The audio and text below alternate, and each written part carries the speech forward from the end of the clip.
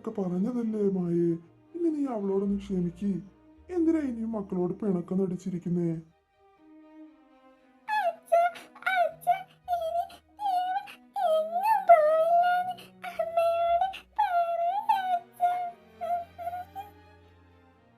ആകാശത്തിന്റെ കള്ളക്കരച്ചില് കണ്ട് നിങ്ങളുടെയൊക്കെ മനസ്സറിയുന്നുണ്ടാകും. എന്നാ എന്റെ അങ്ങനെയല്ല. മനസ്സിലായോ? അമ്മ ഇനി ഇതിന്റെ പേരിൽ കൊച്ചിന് ഓരോന്ന് പറയാൻ നിൽക്കണ്ട. മിണ്ടാതെ അവിടെ ഇരുന്നോളൂ. അവള് പറഞ്ഞല്ലോ ഇനി അവൾ അങ്ങനെയൊന്നും ചെയ്യില്ല എന്ന്. പിന്നെന്താ? ആടാ, ആയിക്കോട്ടെ.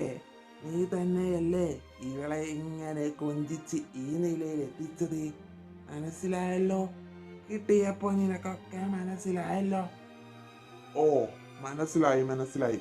മായേ, നിന്റെ തള്ളയോട് മിണ്ടാതെ അവിടെ ഒരു ഭാഗത്ത് ഇരിക്കാൻ പറ. എന്റെ അടുത്തേക്കോ സംസാരിക്കാൻ വന്നേക്കരുത്. മനസ്സിലായോ? എന്താണ് അമ്മേ മതി ഇങ്ങനെ ഓരോന്ന് പറഞ്ഞത്? ടോമിനോട് എന്തിനാ അമ്മ ഓരോന്ന് ഇങ്ങനെ പറയുന്നേ? ടോമിന്റെ സ്വഭാവം അമ്മയ്ക്ക് അറിയില്ലേ? ഇനി ദേവയെ ഒന്നും പറയണ്ട. ടോമിന് അത് ഇഷ്ടമല്ല. എത്ര പ്രാവശ്യം ഞാൻ പറഞ്ഞിട്ടുണ്ട് ഇത്.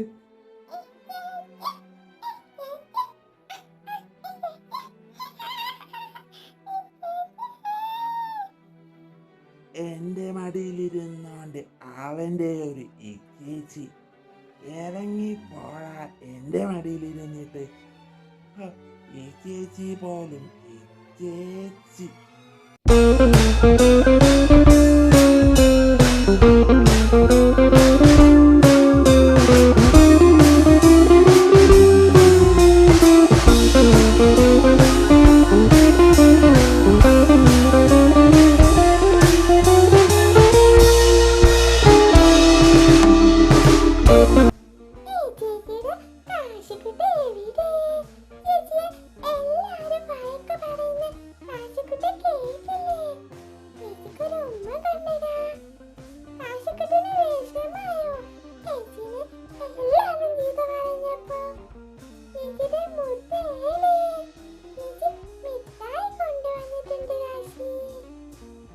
ഓ ദേവോ, കുളിച്ചിട്ട് എന്തെങ്കിലും ഭക്ഷണം കഴിച്ചിട്ട് പോവാ.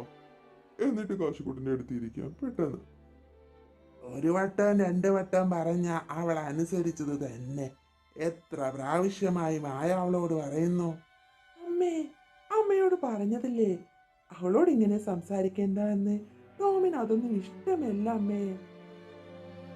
ദേവാ, പോയി കുളിച്ചിട്ട് വരൂ. ഭക്ഷണം എടുത്തു വെക്കാം. അത് കഴിച്ചിട്ടാകാം ഇനിയത്തെ കളി. പെട്ടെന്ന്.